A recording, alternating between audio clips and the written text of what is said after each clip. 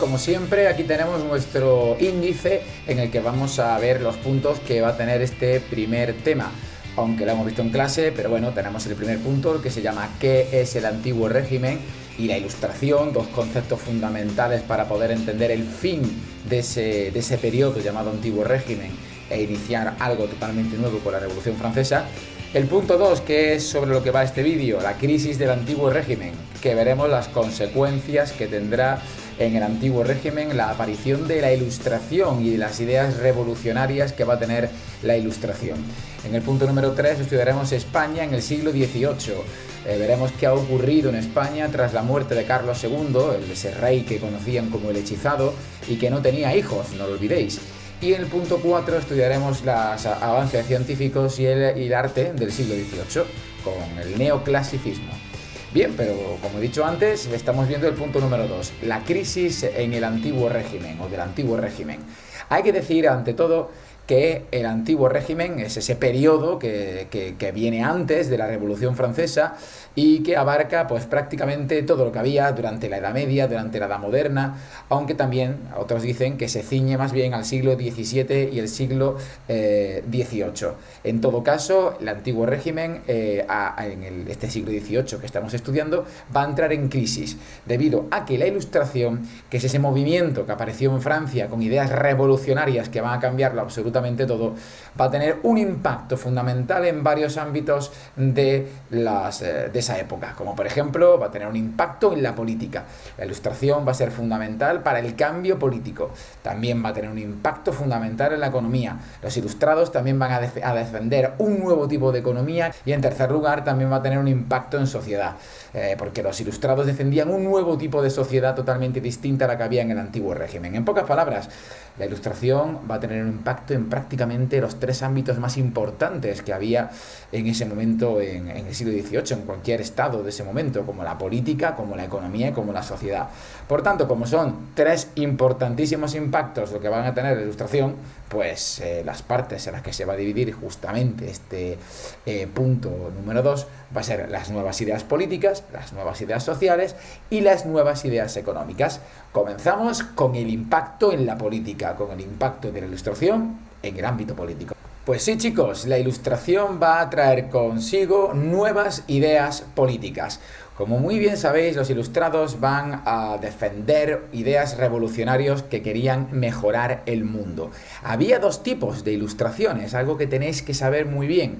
Una ilustración que defendía un cambio radical y que el antiguo régimen se desmoronase, y otra ilustración que sin embargo defendía cambios pero eran mucho más moderados y conservadores.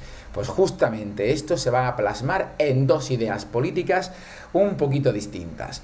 Por un lado, algunos ilustrados, los más radicales, los que querían cambios mucho más tajantes en el sistema del antiguo régimen, van a desarrollar una ideología política llamada liberalismo, mientras que aquellos que también eran ilustrados, pero que eran mucho más conservadores, no querían que el antiguo régimen pues desapareciese, sino que querían, digamos, mantener sus principales características, van a desarrollar otra teoría política llamada despotismo ilustrado.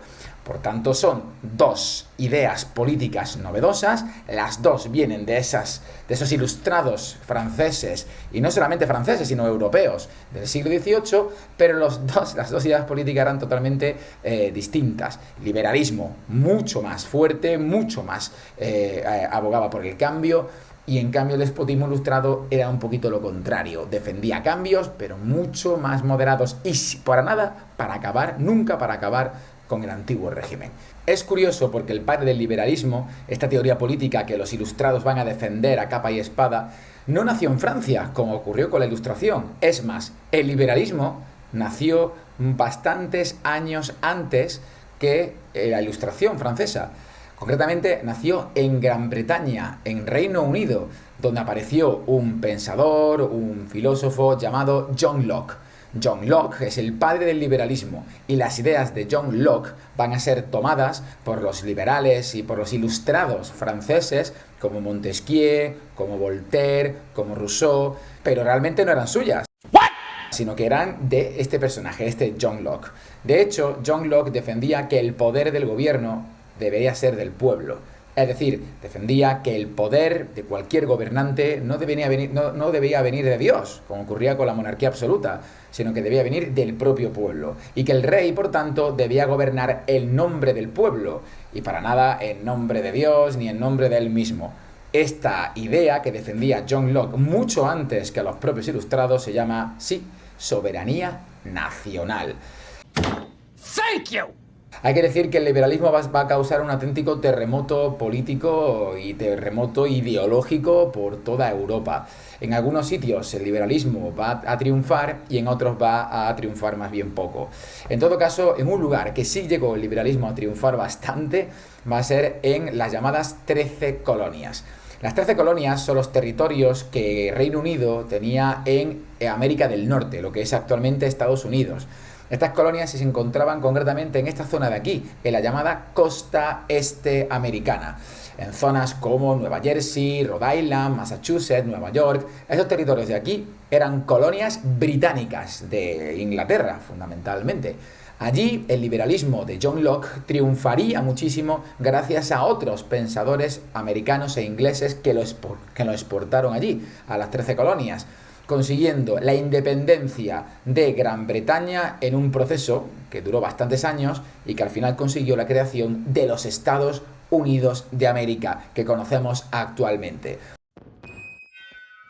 Decid si podéis ver en la fila doble Z a un equipo cuchufleta que está haciendo calceta. Por tanto, el liberalismo en Estados Unidos fue fundamental para conseguir su independencia, ya que las ideas que se defendían eran ideas de libertad, ideas de que el pueblo era el soberano, no el rey de Inglaterra en este caso. También el liberalismo se expandió por otros países con el paso del tiempo. Por ejemplo, el liberalismo triunfaría en el Reino de los Países Bajos, lo que actualmente más o menos conocemos como Holanda, ¿verdad? Pero también triunfaría el liberalismo en Reino Unido.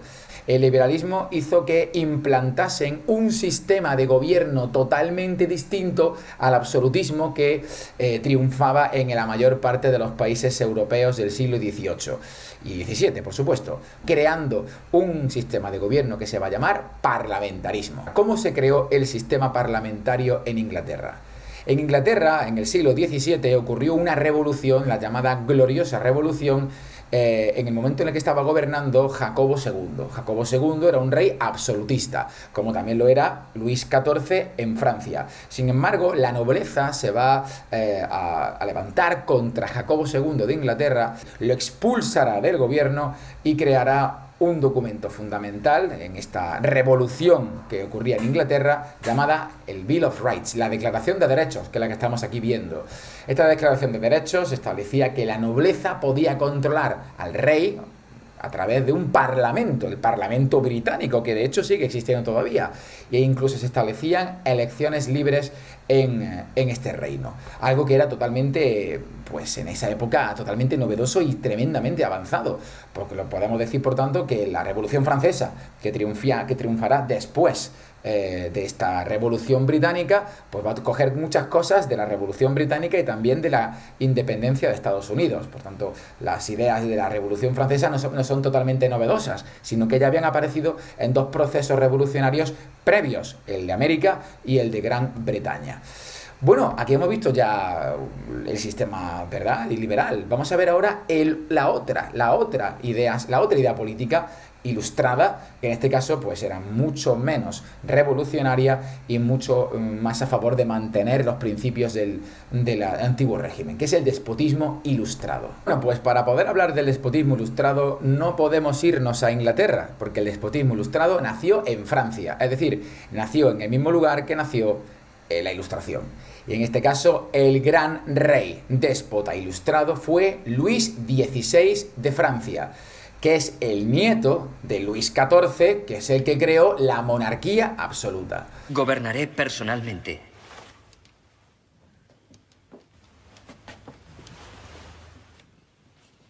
Me daréis consejo cuando yo os lo pida.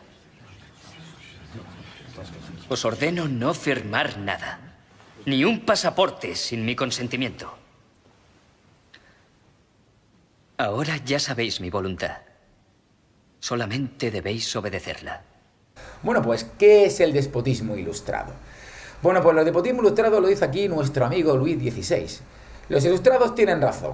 Hay que mejorar el país. Pero voy a ser yo quien tome las decisiones. ¿Eso qué quiere decir? Pues quiere decir que la Ilustración, como bien sabéis, defendía, una de las cosas que defendía era que el pueblo debía progresar. De hecho, una de las características que podéis ver en los apuntes ahora mismo es que el pueblo debía progresar. El progreso es una de las características. ¿Cómo? Pues mediante la educación del pueblo. El pueblo tiene que mejorar mediante la educación. Por tanto, decía Luis XVI, vale, estoy de acuerdo. Los ilustrados dicen la verdad. El pueblo debe mejorar sus condiciones de vida. Pero cuidado, yo voy a ser quien tome las decisiones para que el pueblo mejore sus condiciones de vida. No olvidéis que Luis XVI era rey absoluto. Por tanto, tenía que tomar todas las decisiones tenía que tomarlas él. De modo que la filosofía del despotismo ilustrado es esta. Haré todo para el pueblo, voy a hacer todas las decisiones que tome, las voy a hacer para que el pueblo mejore sus condiciones de vida, pero cuidado, pero sin el pueblo. Todo para el pueblo, pero sin el pueblo. ¿Por qué? Porque el que va a tomar las decisiones no van a ser el pueblo. La gente. Voy a ser yo, Luis XVI. Esta frase es la frase del despotismo ilustrado, que vamos a analizarla un poquito mejor. Mirad, todo para el pueblo, pero sin el pueblo. Esta es la gran frase del despotismo ilustrado. Vamos a partirla en dos partes. Todo para el pueblo significa que yo como rey, Luis XVI, vamos a hacer muchas cosas para mejorar la vida del pueblo, pensando en el bienestar de mi pueblo. Pero oye, las decisiones las tomo yo, que soy el rey. Yo, como soy el rey, yo creo que conozco muy bien al pueblo. Y las decisiones que voy a tomar van a hacer muy feliz al pueblo. Aunque bueno, eso es relativo, ¿verdad? Porque el rey vivía en un palacio y el pueblo vivía pues en calles que estaban apestadas de ratas y de basura. De modo que muy poco sabría el rey Luis XVI sobre su pueblo. Pues aún así, esta es la frase. Todo para el pueblo, pero sin contar con la opinión del pueblo. Está muy claro. Este despotismo ilustrado se va a extender no solamente por Francia, sino también por otros países de Europa. Por ejemplo, aquí he puesto un ejemplo de Luis XVI de Francia, obviamente, pero también tenemos a la emperatriz Caterina la Grande de Rusia, que también fue otra déspota ilustrada. Y en el caso de España tenemos al rey Carlos III, que también fue un déspota ilustrado, como veremos en el punto número 3 de este mismo tema, bastante importante. De hecho, fue un gran déspota ilustrado, aunque también es verdad que hizo muchas cosas buenas para el pueblo, aunque sin contar con él. Muy bien, chicos, pues ya tenemos el impacto en política. Ya sabemos que los ilustrados van a intentar cambiar la política. Nos queda por ver el impacto en la economía y, por supuesto, para mí, una de las cosas más importantes, el impacto en la sociedad. Pues justamente las ideas sociales es lo que vamos a hablar ahora. Lo que estamos viendo aquí es la pirámide de la sociedad estamental. La sociedad estamental, no olvidéis que es la sociedad que existía en el antiguo régimen, con el rey, nobleza, clero en el grupo de los privilegiados, es decir, que los que no pagaban impuestos, y en segundo lugar, abajo, el grupo de los no privilegiados, que son los que pagan impuestos, que son la burguesía y que son los campesinos. Como muy bien sabéis, porque ya hemos explicado, la nobleza se dividía en dos grupos. Estaba la alta nobleza, que eran los duques, los condes, los marqueses, eran la gente más poderosa, los que estaban incluso muy cercanos al rey. Fijaos si estaban cercanos al rey, que incluso en algunas cartas de los más grandes nobles que le escribían al rey, le decían primo, para que veáis hasta qué punto eran cercanos al rey. Después estaba la baja nobleza, que era menos importante, incluso mucha de esta baja nobleza estaba empobrecida, no para nada eran tan ricos, solamente tenían un titulito, ya está. Y después nos encontraremos con el clero, que también eran el grupo privilegiado, que estaría el alto clero, que son los obispos, son los cardenales, son gente incluso que está cercana al papa. Y después nos encontramos con el bajo clero, que eran pues los monjes, los curas, etcétera, gente mucho más humilde, sin duda. Y después nos encontramos en el estamento no privilegiado, que es el tercer estado. Cuidado, esto es importante. El estamento no privilegiado se conocía también como tercer estado, ¿vale? Que estaba formada por campesinos, por artesanos. Y sin duda, el grupo fundamental de este estamento no privilegiado es la burguesía. La burguesía que apareció ya en el siglo XII medieval, cuando las ciudades empiezan a crecer, cuando el comercio empieza a desarrollarse y cuando empieza a haber un importante cambio positivo a nivel urbano. La burguesía va a aparecer de los campesinos, van a comenzar a ser emprendedores, comerciantes, incluso ser más ricos que muchos nobles. Este es sin duda el grupo social más importante. Con el paso del tiempo va a haber un enfrentamiento entre esta nobleza y esta burguesía. La nobleza pretendía dejar la sociedad y la pirámide estamental que hemos estudiado antes, pues exactamente igual, no querían cambiarla. ¿Por qué? Porque les privilegiaba, porque les daba privilegios que estaban por encima del resto de la gente. Y sin embargo, la burguesía pues quería cambiarlo, quería cambiar el sistema social que estaba implantado desde la Edad Media. Querían un sistema en el que los privilegios se eliminasen. ¿Por qué? Pues porque los privilegios eran para la nobleza, pero no para ellos. Cuando ellos habían, por trabajo, por emprendimiento, por inversiones, tenían negocio, incluso tenían más dinero que los propios nobles. Es más, muchos nobles, fijaos, sus banqueros eran burgueses, para que veáis el poder económico de la burguesía y cómo muchos de esos nobles pues dependían de ella, pero no querían dejarle el poder, obviamente. Esto va a cambiar con la Revolución Francesa. La Revolución Francesa va a ser el momento, va a ser el acontecimiento que va a provocar pues que la burguesía se alce, que la burguesía se levante contra los privilegios del clero, contra los privilegios de la nobleza y que pretenda establecer una nueva sociedad. De hecho, la nueva sociedad que se va a implantar en Europa va a nacer a partir de esta Revolución Francesa del año 1789. ¡La Resistance! Pero eso ya lo estudiaremos en el tema número 2.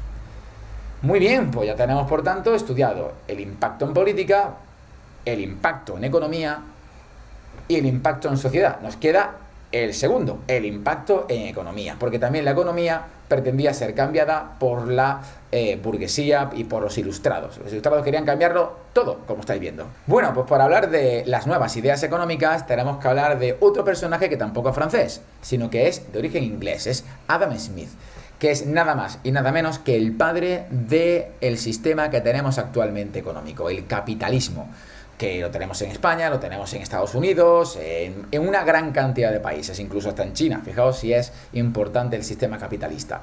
Adam Smith, este personaje, este señor de origen inglés, estaba en contra de que la monarquía absoluta del siglo XVIII lo controlara todo. Porque la monarquía absoluta lo controlaba todo, incluso controlaba la economía. Fijaos si lo controlaba. Los precios de los productos eran controlados por los reyes. Y esto obviamente a Adam Smith no le gustaba. Estaba totalmente en contra. Sin embargo, él decía que el mercado, es decir, que la economía debía ser libre. La economía no debía estar bajo el control de ningún gobierno, de ningún rey, sino que tenía que estar controlada por una ley. Y esa ley que debía implantarse era nada más y nada menos que la ley de oferta y de demanda.